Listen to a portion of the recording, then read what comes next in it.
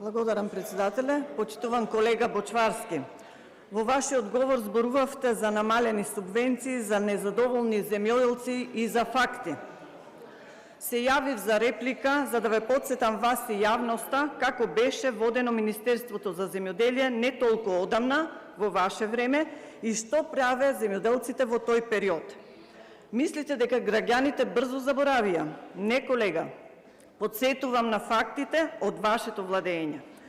15. април 2022 година кочанските оризопроизводители излегува на предупредувачки протест.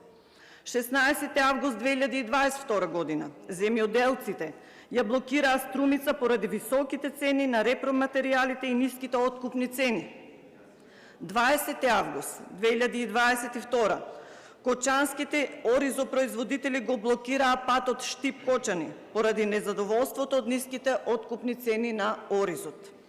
2 септември 2022 трет месец поред над 500 вработени од АД водостопанство немаат земено плата и се без здравствено и пензиско осигурување.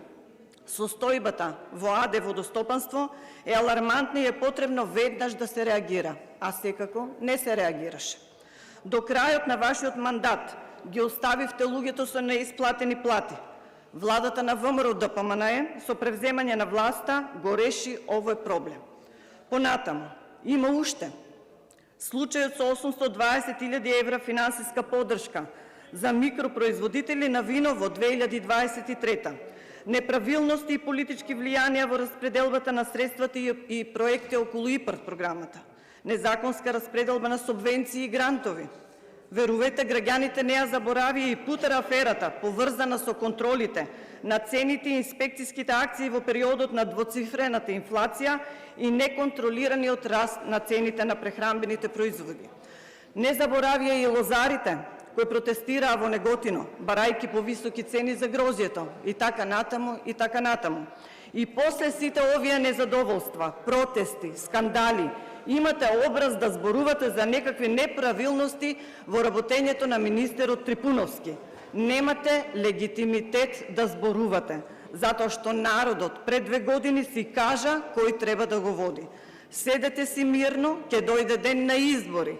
Тогаш народот на Македонија повторно ќе каже кој треба да го води. Воедно сум сигурна, нема да бидете вие и нема да биде СДСМ. Благодарам. Јас ви благодарам, Благој Бочварски.